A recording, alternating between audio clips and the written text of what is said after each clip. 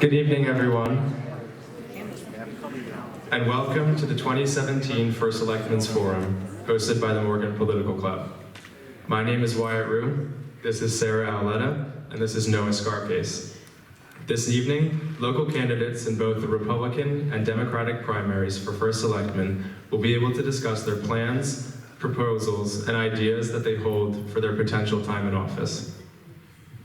The Morgan Political Club has been involved in many debates for local and state elections over the past 12 years. The club also hosts a variety of different guests as a part of a speakers series. This series lasts for the fall, and last year went through the winter.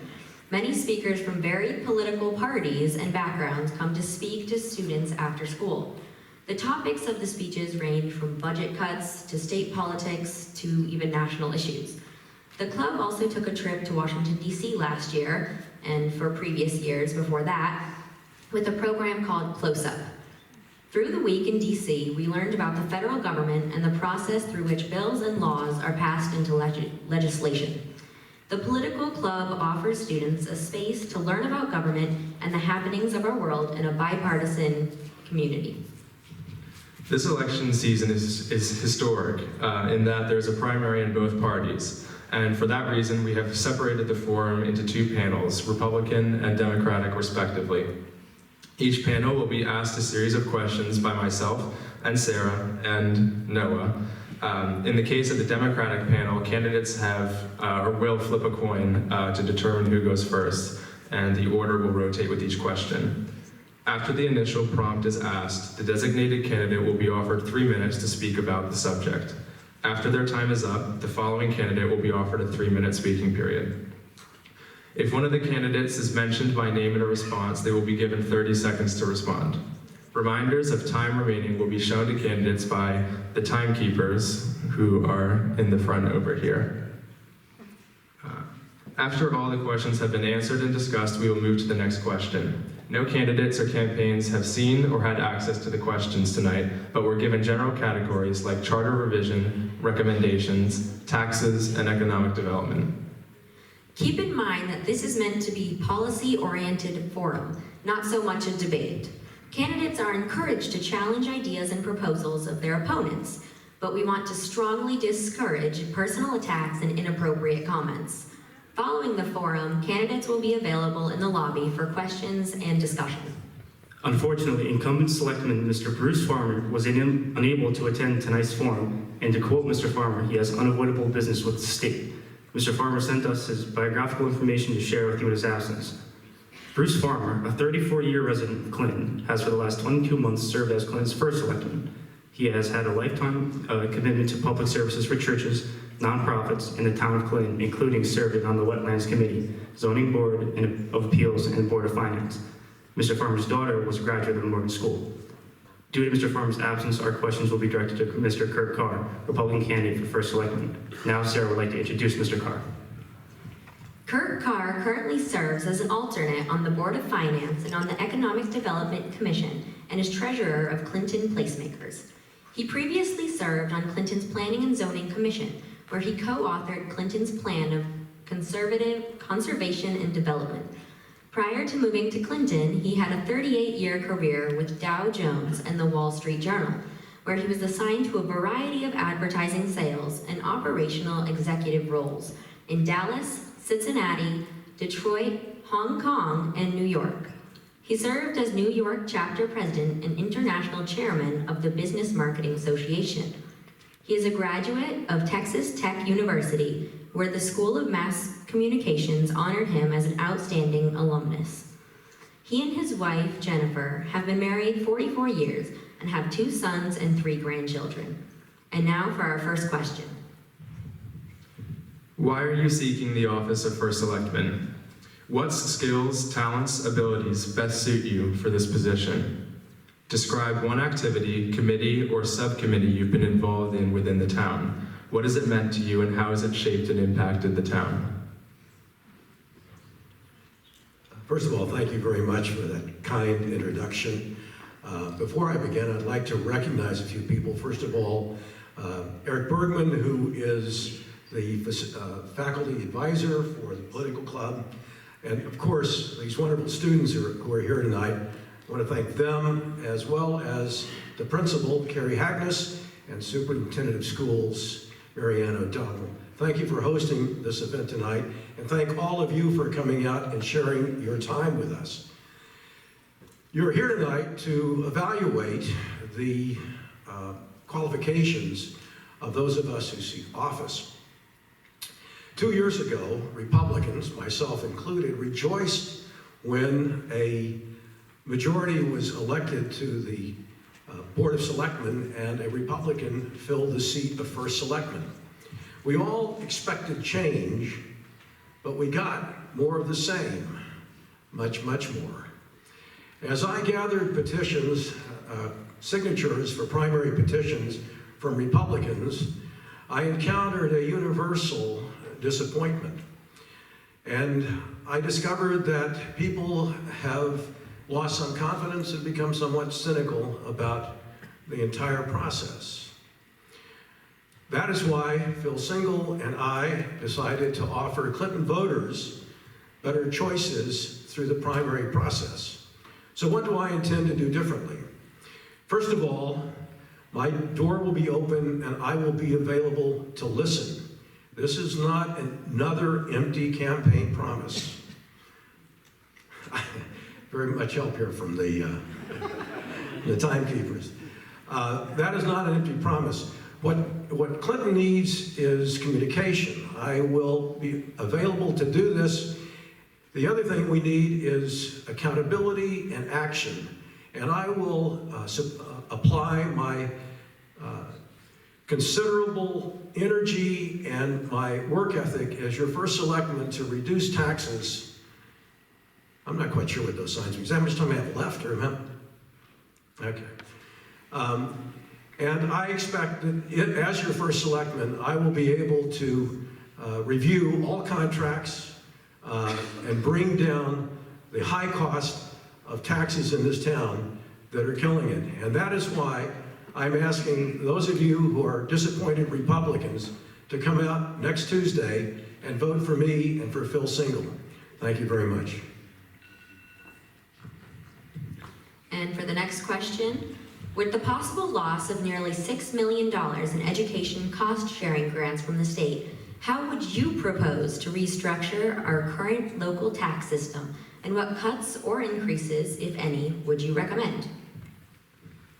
That is a very challenging question, and one that has been unaddressed by the current Board of Selectmen. They've known since the end of June that we were facing a $6.2 million cut. And so far, and I attend most of the Board of Selectmen meetings, they have not addressed it. We need to get everybody together to understand that we can't just pass on to taxpayers a 10.2% increase. We have to find places to consolidate. We have to find places where there's waste. But most of all, we have to realize that the people of Clinton, that there is a limit to how much they can pay in taxes. And they are at that limit and have been for some time. We currently have a $3.3 million shortfall because we did not anticipate the cuts being as deep as they are. But the most important thing is to get all members, all agencies together and for them to look within their departments for places that they can reduce spending. And they have to make it a priority. And most importantly, they have to understand that what is done is fair and is done equitably and reasonably. Sure, thank you. For their next question, how might you encourage economic development? What are your thoughts about the town plan and how might we better implement its recommendations? How do I feel about the town plan or planner? The town plan. Okay. Well, as a co-author of the town plan of conservation and development, which I worked on with Christine Kapil and Ellen Kravitz and John Kuskowski, I believe that we do need to make this an action plan. There are 167 different specific actions that need to be taken not just by the Planning and Zoning Commission or by the Board of Selectmen, but by the EDC and Public Works and Water Pollution Control. We need to work together to achieve the objectives of this plan, and most importantly, to achieve development that is good development, that people want in their backyard. You know, there are plenty of opportunities to invite into our town things that people really don't want. What we've got to do is to reach out to those kinds of industries and businesses and commerce that complement the businesses that are already here, that provide services to the people of Clinton that they want, that now they may travel many miles to get, and to not do so in such a way that leaves behind empty, vacant buildings. We need to increase the number of people who are being employed in our town, and we need to also diversify our base so that it is resilient in an economy that has its ups and downs.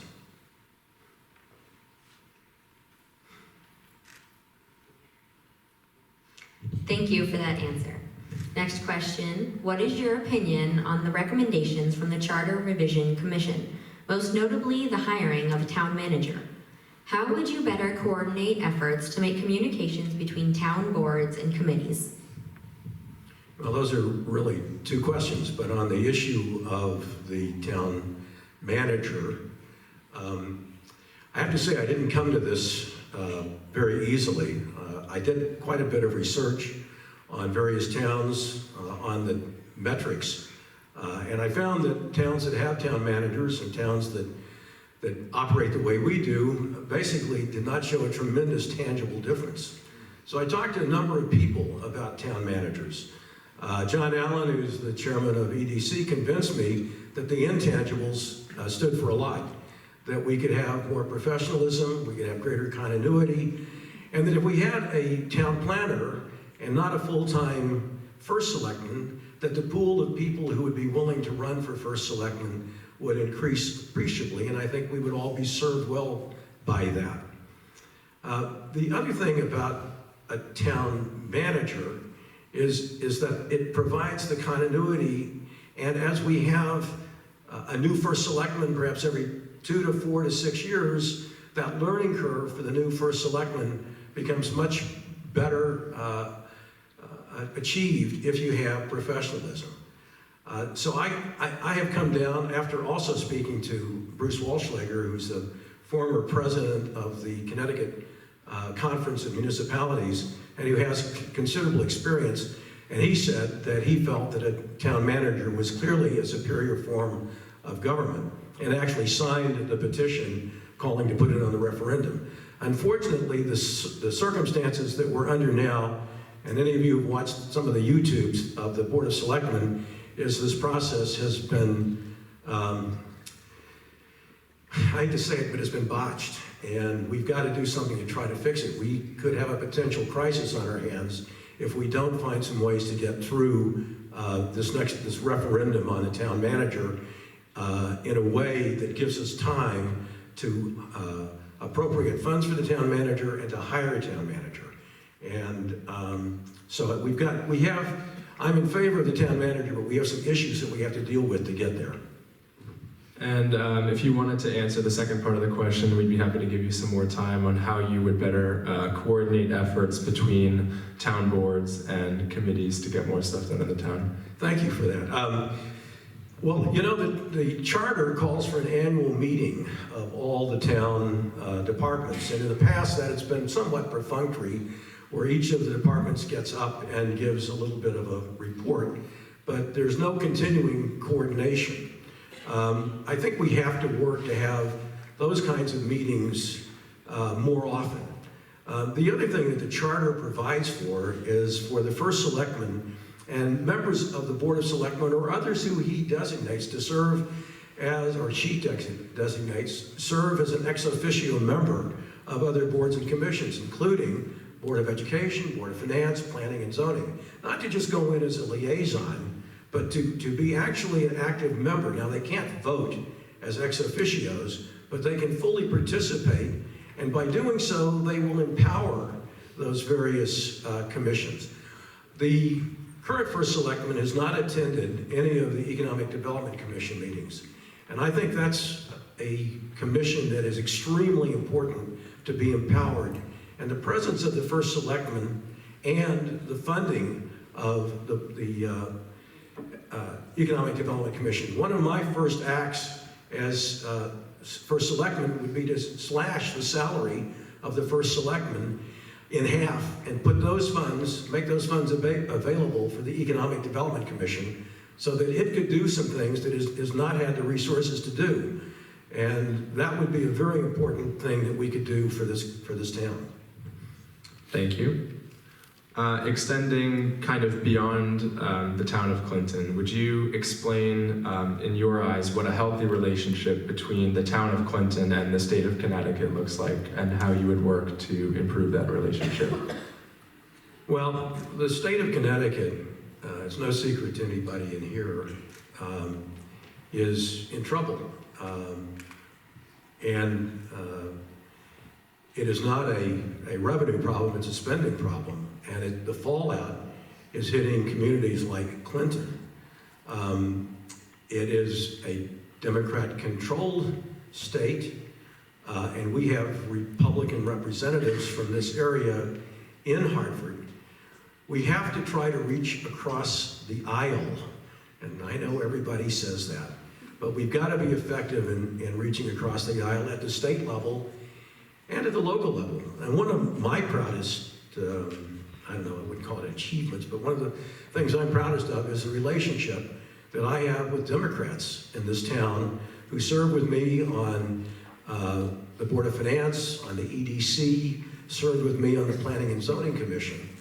We need to try to foster those kinds of relationships in Hartford and also with Hartford. And there's only so much that a First Selectman can do, but certainly by being actively involved in the River Cog, also actively involved in the Connecticut Conference of Municipalities, one can have a real impact in Hartford and with Hartford. And for the next question, what recent zoning decisions do you support, and which ones, if any, would you not support? Well, there have not been any controversial zoning decisions. Clearly, planning and zoning has been accused of some things recently in letters to the editor that have not been true, not been fair, especially the charge from one of our selectmen in the Harbor News today that the Mill Pond loss was due to planning and zoning. That's absolutely not true. Planning and zoning could not have done more to accommodate Henry Resnikoff and Mill Pond. If they asked for things, they always got it. They may not have voted unanimously, but they got what they wanted and what they needed. That is not the reason Mill Pond left or pulled the plug. The issue with CVS has clearly been a heated one. The people who came out to speak were 4-1 opposed to moving CVS to the new location. There's some people who feel that not moving the CVS was a slap at development, but moving a business from one corner to another corner should not be confused with development. I think the people that finally did succumb to the coercion of the applicant, the legal coercion, were fearful that if they didn't have a settlement, that we could have a very ugly CVS in the center of town, and they opted for what they thought were the lesser of two evils. Now, it would be hypothetical of me to tell you how I would have voted, so I'm not going to give you a hypothetical answer to a hypothetical question. But I can say that I respect the decisions of those who voted for and against, because I think they all had their reasons, and they were very thoughtful.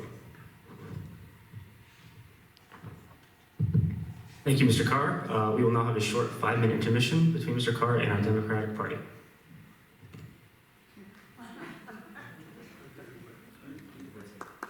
we would like to welcome Mr. Carr back up to the stage, and I would also like to recognize that Mr. Farmer is here.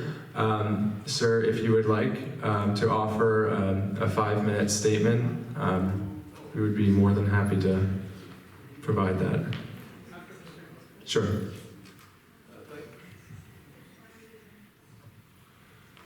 Thank you very much. I want to say a special thank you again to Eric and to the administration here, and especially, I think we all have to be very proud of these young people. I'm sure their parents are beaming out here, so would you join me in giving them a round of applause? Great job.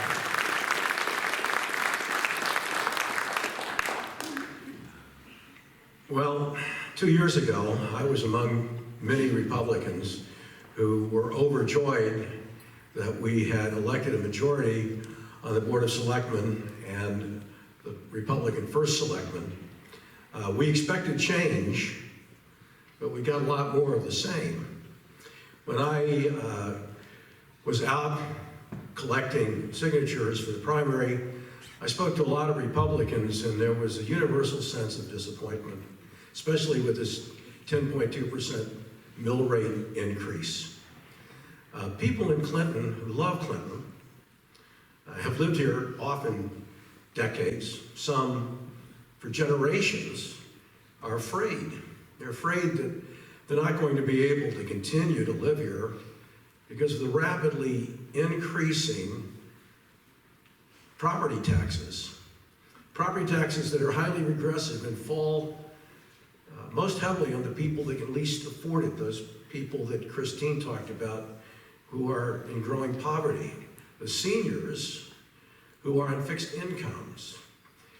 They're also concerned about the loss of industry and stagnating commercial development, but they're equally concerned about development that is unattractive and that actually makes this not a livable place.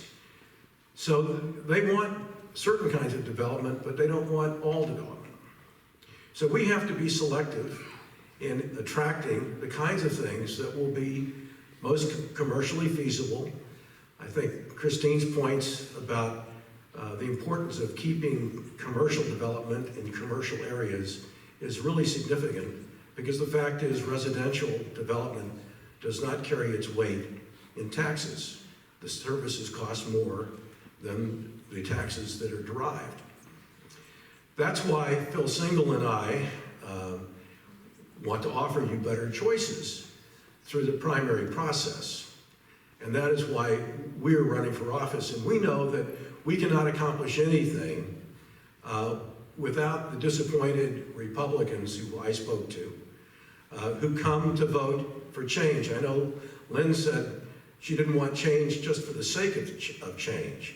But we do need change that is going to provide lower taxes, it's going to attract commercial development, it's going to fill those empty storefronts, is going to shrink the inventory of unsold homes, and is going to increase your biggest asset, and that is the value of your property. And that's one of the biggest impediments to the value of your property, are the increasing property taxes. There are no easy answers. We've tried to bring this down to 3 minutes or 5 minutes. Working across the aisle is critical, but we have to do some tough things, but we have to do them with ease. We've got to be tough on problems, but easy on people. So those of you who are the disappointed Republicans, who I've spoken to, and many that I haven't, I'm asking you to come out and vote for change, but meaningful change, not just change for the sake of change, when you go to the polls next Tuesday. And I will promise you that Phil and I will never forget who elected us and who we are ultimately responsible to. You, the voters and taxpayers of Clinton. Thank all of you for coming tonight, and now, Mr. Farmer, welcome you to... Thank you, Mr. Carr. I'm glad you could join us. Yes. Good evening, ladies and gentlemen. I'm going to sit down. I've had a long day already. I say good evening, ladies and gentlemen, I also, that includes these fine students who I'm sure have put on a great program this evening for you. Debates and forums like this are really great because it gives you a great opportunity to get a better read on people. Primaries give you more choices to think about, which is really very important. I'm sorry I couldn't be here earlier, but in today's real world, your first selectman has a responsibility to fight for you, and that takes precedent over this forum this evening, unfortunately. I spent time today in Hartford for a number of reasons. Most importantly, to meet with leaders, local and state, on the state budget. I have been fighting our battle for Clinton all year. We have been told that the budget vote will take place the week of September 11th. And the good news is nobody is in favor of the governor's plan. It's just horrible. Because of the hour, I would ask that you indulge me so that I can take a few minutes and give you an update on what we have been doing the last 22 months since I took office. That 22 months, I have to tell you, went really fast. I've been lucky enough to establish relationships with 3 federal and 11 state legislators, 27 towns and city leaders, 4 economic development commissions outside of Clinton, 3 state and regional organizations, and I sit on 5 different boards. Why on earth do I do that? Because it is critical to have people on our side with influence, especially in these difficult economic times. No matter what you heard here tonight, ladies and gentlemen, our primary drivers for the future success for Clinton must be 4 things. Infrastructure, our children's education, which is tremendously important, the long-term financial sustainability of our town, and of course, economic growth. One cannot just focus on one aspect of taxes or development, or even 2 of those factors that I mentioned, because we have to move forward on all 4 fronts. They are all interconnected, and every decision we make impacts all 4 of those drivers. Part of that progress will, in fact, mean some money has to be spent, but cost effectively and wisely. 22 months ago, my corporate executive responsibility for $38 million of business on a worldwide basis enabled me to hit the ground running as your first selectman. I have already initiated management protocols, employed best business practices, and we now perform cost-benefit analysis. I am the first ever to start reviewing employee performance annually and update their job descriptions. In order to fight the governor's attempt to ruin Clinton financially, I have testified in Hartford and in writing. I have maintained our credit rating 2 years in a row. I work on average 60 hours a week, plus on average 3 evening meetings. And I am on call 24/7 for emergency management, dire family situations, threats, stealing, weapons, you name it. I have declined all raises, I take no benefits, and I have kept all of my campaign promises, especially with regard to respect, ethical leadership, and transparency. I formed a task force to look at our future 10-year debt service challenges, and believe me, as Mr. Carr has alluded to, we are going to have some tough challenges going forward. I voted with the Board of Selectmen to lower our budgets on the town side, and the Board of Finance raised the budgets each time. We held a successful statewide transportation meeting at Town Hall to protect our interests. With a big assist from Gary Bousquet, Head of Planning, and Peter Neff, the Director of the Department of Public Works, we are working on a unified Route 1 sidewalk plan, border to border, for growth, safety, and development. I championed Carrie Allen's Greenway and created the Blue Way to connect to the Greenway to introduce all to our pristine shoreline and boating, creating connectivity to both. I steered the Historic Society to save the Stanton House without town funding. We took ownership of all the town streetlights, changed them over to LED, and we will save thousands over the long term. We now have 2 electric vehicle charging stations behind Town Hall paid for by grants. And speaking of grants, we have applied for and received hundreds of thousands of dollars in grant funding since I took office. And we have an approval for Phase 4 of the downtown streetscape that really has worked so hard on. Mr. Farmer, if I may interject, just to keep it fair to the other candidates, we can only give you another minute and a half. All we need is another minute and a half, okay? For greater efficiency and cost savings, we have begun a process of consolidation of services, supplies, maintenance, repairs, and utility contracts. We are preparing for the coming regionalization of services, our way, not the governor's, for less cost, more control on our part, and improved services. Here's the part everybody's been waiting for. On the economic development front, there are several points to make. We were all saddened to learn that the developer of the old Morgan site could not get financial backing, and he terminated the contract. Former Selectman Willie Fritz had worked on this for 2 years before I took the reins. I worked on it another 20+ months, and we were both really very upset, to say the very least. Unfortunately, this event is actually not uncommon in the development world. Fortunately, Clinton is blessed with a prime location already approved for mixed-use development, and fortunately, there are very interested parties, and your Board of Selectmen asks for your patience and understanding as we see that the project moves forward as originally planned. I repeat, as originally planned. We don't want a strip mall there and a big grocery store or a big box store. There is also no interest in the Stanley Bostage property. And there is positive news on Unilever's site by the train station. An offer has been made to Unilever that looks very promising. We have a go on the new CVS, and the train station expansion is scheduled to go out to bid in April. Lots of things are happening in Clinton. There's an old saying, if you want to get something done, you give it to a busy person. I'm done. We're going to have to cut you off right there. I apologize. We couldn't give you more time. I would like to thank Ms. Capil, Ms. Pender, Mr. Carr, and Mr. Farmer for their participation tonight in the forum.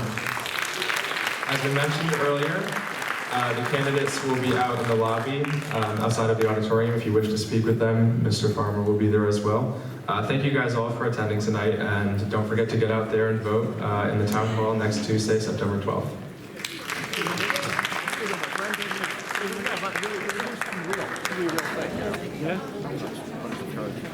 Anyway, good. You want to wait? You know, Aiden? No. Aiden ran my wife. How you doing? Nice to meet you. He's one of the smart guys in town. That's why he avoids me. But, no, see you Monday. It'll be good. Yeah.